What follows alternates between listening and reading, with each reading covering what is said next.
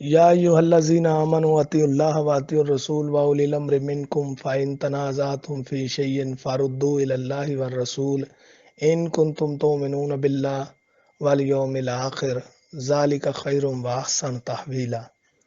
اللہ رب العزت نے ارشاد فرمایا، اہل ایمان اللہ اور اس کے رسول کی اطاعت کرو، واولی الامر منکم اپنے میں اولی الامر کی، فإن تنازعتم فی شیء فردوا الی اللہ والرسول، اگر تمہارے درمیان کوئی جھگڑا ہو جائے، تنازع ہو جائے، اب فردو الی اللہ والرسول، اب لوٹاؤ فیصلے کو اللہ اور اس کے رسول۔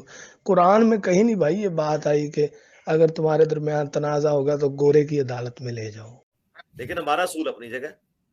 کفایت اللہ دہلوی جو سب سے بڑا ان کا تھا محدث اور مفتی دیوبند مدرسے کا پاکستان بننے سے پہلے، ان کے باقاعدہ فتاوی چھپے ہیں۔ ان سے جب کسی نے قادیانیوں کے بارے میں پوچھا تو انہوں نے کہا میرے نزدیک ان کا حکم اہل کتاب کا سا ہے کافر ہیں یہ، لیکن یہ وہ والے کافر نہیں جو یہود و نصارہ والے ہیں، بلکہ چونکہ یہ قرآن کو مانتے ہیں اس میں باطل تعویلات کرتے ہیں، تو اس وجہ سے ہم ان کو اہل کتاب۔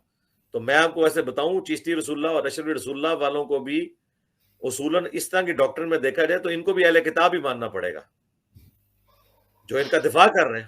ہاں لاجیکلی لے دیں گورے کی عدالت میں میرا مقدمہ، جناب ہمارا فیصلہ گورے سے کرائیں جس کے کوئی عقیدہ کوئی بزرگ نہ ہو پیچھے، تو وہ بھی مانے گا کہ یار باقی جو چشتی رسول اللہ اشرفی رسول اللہ کا دفاع کر رہے ہیں ان کو اہل کتاب ہی ماننا پڑے گا۔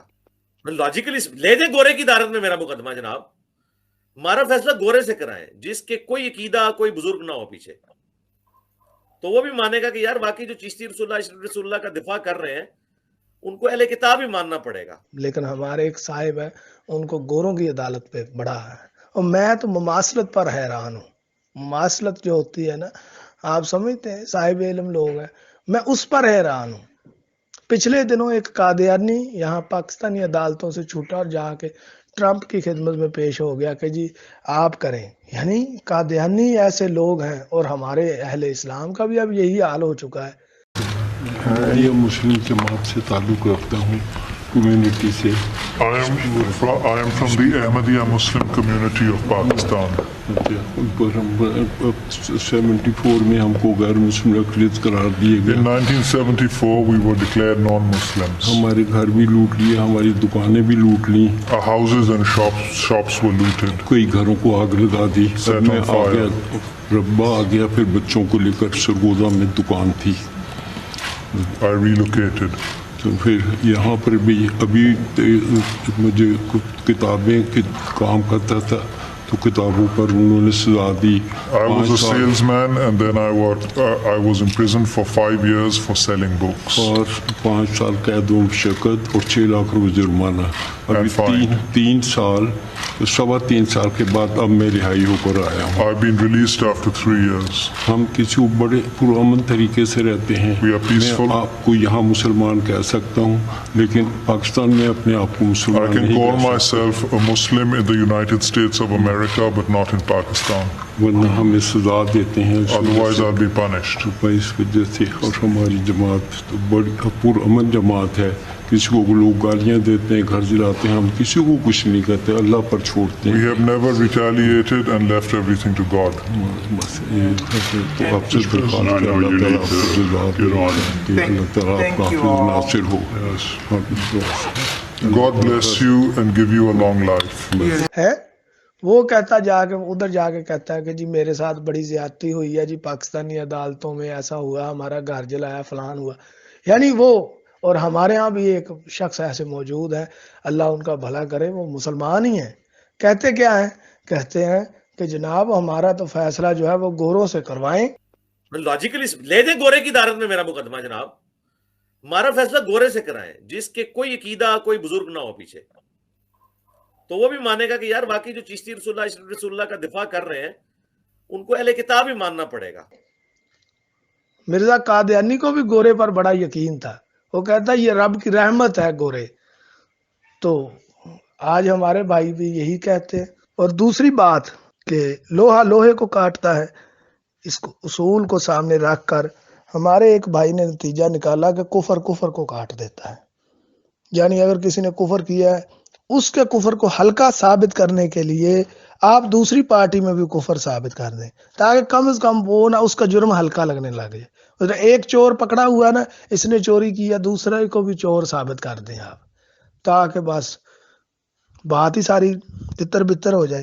اور آخر میں پھر آپ کہہ دیں کہ میں تو ان سب کو مسلمان مانتا ہوں, ان کے پیچھے نمازیں پڑھنے کا قائل بھی ہوں, فاعل بھی ہوں. آپ کیسے ہیں؟ آپ جب کہتے ہیں کہ جرم دونوں کا ایک ہی ہے, اور آپ کے جو شاگرد ہیں وہ بھی یہی کہتے ہیں کہ ہمارے نزدیک تو یہ سب یکساں ہیں, آپ کے بھی آپ نے لپیٹ کے بات کہہ دی ہے کہ جناب ہے تو پھر سارے ایک ہی ہے.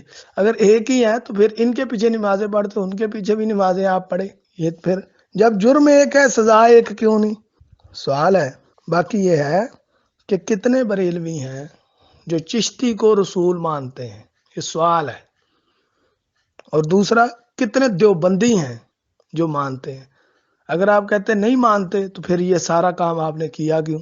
اگر آپ کہتے ہیں مانتے ہیں پھر آپ ان کے پیچھے نمازیں کیوں پڑھتے؟ دونوں صورتوں میں آپ جواب دیں گے, اور جواب دیتے ہی اللہ خیر کرے آپ کا یہ جو غلط نظریہ ہے وہ واضح ہوگا. ویسے بھی وہ ہو چکا ہے.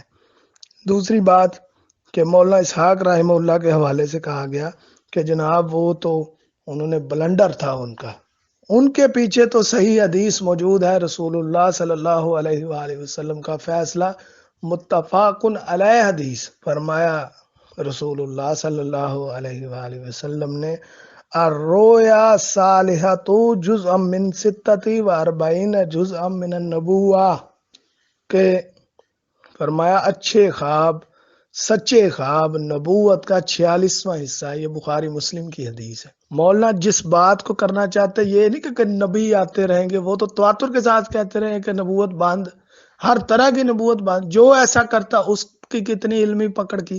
اور آپ کا حال کیا ہے؟ آپ مولانا کی اس بات کو سمجھ نہیں سکے اور اپنے اس محسن پہ کتنا بڑا بہتان باندھ دیا. یعنی آپ باقاعدہ طور پر تکفیری ہو چکے ہیں, اور بریلوی دیوبندیوں کو تو آپ ثابت کرنا شروع ہو چکے ہیں کافر. مولانا کے بارے میں بھی آپ نے یہ ہرزہ سرائی کی ہے.